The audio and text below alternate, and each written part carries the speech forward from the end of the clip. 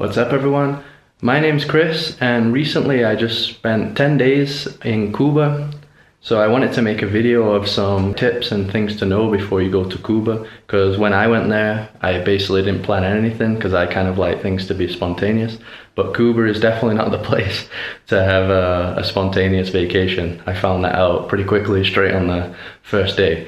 So yeah, I want to make this video to help people who are going to be visiting there, and just so that you know what to expect. So I got a list here of about 13 different subjects that will help you when you travel to Cuba. So first is the visa. You do need a visa to go to Cuba.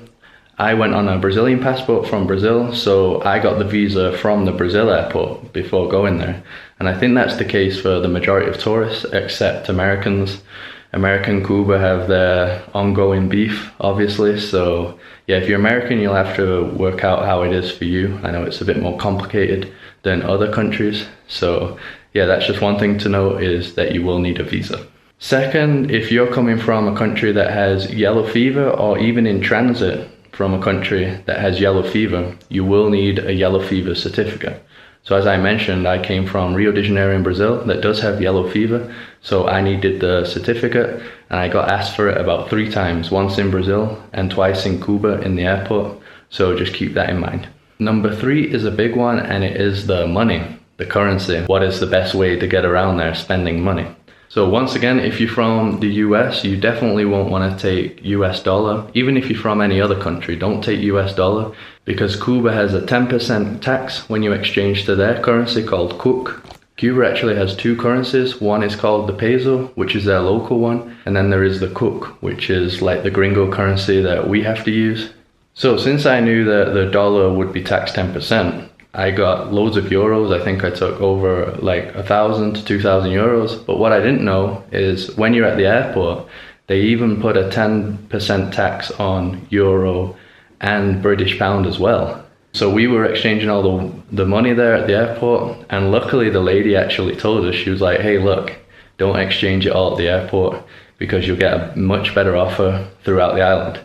Because the rest of the island, the euro and the pound, doesn't have the 10% tax. It's only at the airport. But the dollar, on the other hand, is 10% tax everywhere. So it's still beneficial to take, euro or any other currency, but just keep note that you shouldn't exchange it all at the airport. Just exchange a bit for, the transport leaving the airport, and then exchange the rest in whatever city you go to. Another big thing to note is that they don't accept MasterCard from any country, but they do, however, accept Visa at the ATMs, but no American cards are allowed. So I think even Visa from an American bank is not allowed. And from what I've read, they'll tax the hell out of you on ATMs. So from everywhere that I read, they said that cash is the best way. Just take a load of cash with you so that you never have to use ATMs or anything else. And like I said, just don't take dollar. Okay, my 4th tip, and this was the most stressful one for me, is the internet situation in Cuba. So for the most time around the island, you're not going to have internet. The way it works in Cuba is there's this company called Etexa, and they have these little internet cards. Each one has 1 hour of internet. Usually costs $1, 1 CUC if you buy it from the Etexa store. But there's many vendors in the street that will sell it for a bit more because they've bought it and they're just selling it on. Sometimes it's actually better that way, because usually there's only like one Etexa store and it's not always open. So usually for like 50 cents more per card, you can buy one in the street. Sometimes they'll charge $2, so $1 more. Only in like the squares there, the parks, you're able to access their public Wi-Fi, and then on the card you can just scratch off the username and password, and then it'll give you access. Keep in mind that it is very slow, so the internet's not even good at all. And like I said, it was just stressful because we was wanting to like book hotels, stuff like that, and sometimes it was just so impossible, especially at the peak hours when the parks are full. The places that you go, like restaurants or even your guest houses, might have a router, but it doesn't necessarily mean you're going to get internet. You'll access their router but still have to put in their like password from your card. There was only a few really touristy restaurants and hotels that I think give you straight internet access and you don't need the cards, but yeah, in my experience it wasn't that common. The next tip is Spanish. So a lot of people there don't speak any English at all, even the basics, so I would definitely write down a few things of the basic things that you might need, like food or water. Just list the number of things that you usually ask for in countries, and yeah, translate it to Spanish so that you can show people, because if not, you're going to have a hard time. Luckily, I speak Portuguese, which is pretty similar to Spanish, so I'm able to get by in these kind of countries. But if you speak no Spanish at all or no Portuguese, you're probably going to have a bit of a tough time. Next is the safety. So it surprised me that Cuba is actually one of the safest countries in the world. Violent crime is literally non-existent. Apparently drugs and gangs are almost non-existent as well.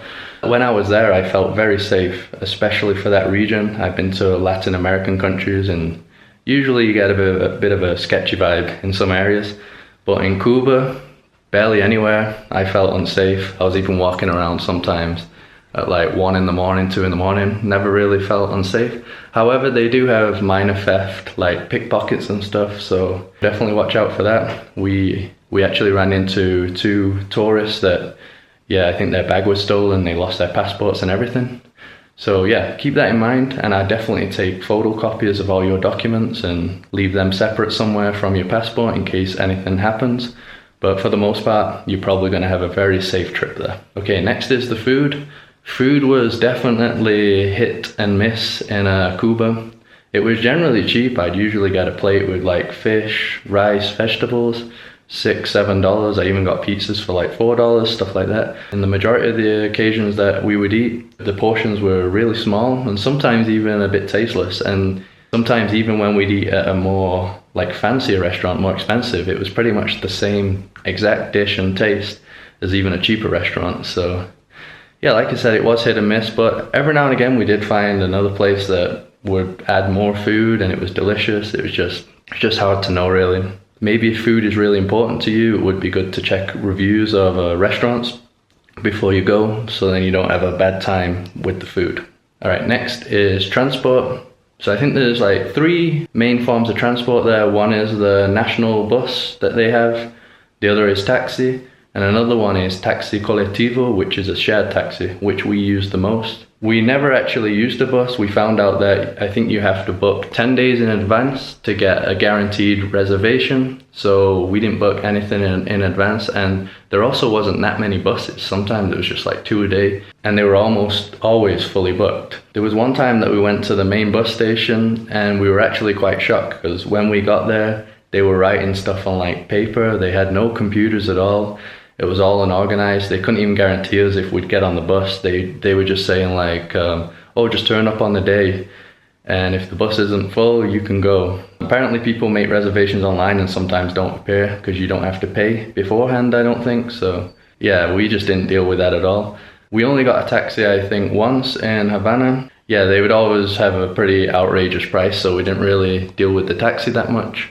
The one that we deal with the most is the taxi colectivo, the shared taxi. So usually in the street or in front of the bus stations, you'll have these guys offering the taxi colectivos. They'll ask you where you're going, and they all know each other, so they'll find you a ride, or even your guest house or hotel can arrange it for you. So we'd always get around that way. Usually it'd be in one of those cool 1950s cars, and we never really faced any problems until the last day. The last day we had arranged one with a guy and we paid him a $5 deposit, and then on the day when he was supposed to turn up, he never turned up and he stole our $5. So one thing to note is never pay a deposit. That doesn't exist there. So if anyone asks you for a deposit, just get the hell out of there, because it's a scammer and you don't want to go through what I did. Another thing is that the taxi colectivo, normally the price is around $10 extra per person than the bus, but we were always able to haggle it down $5 extra.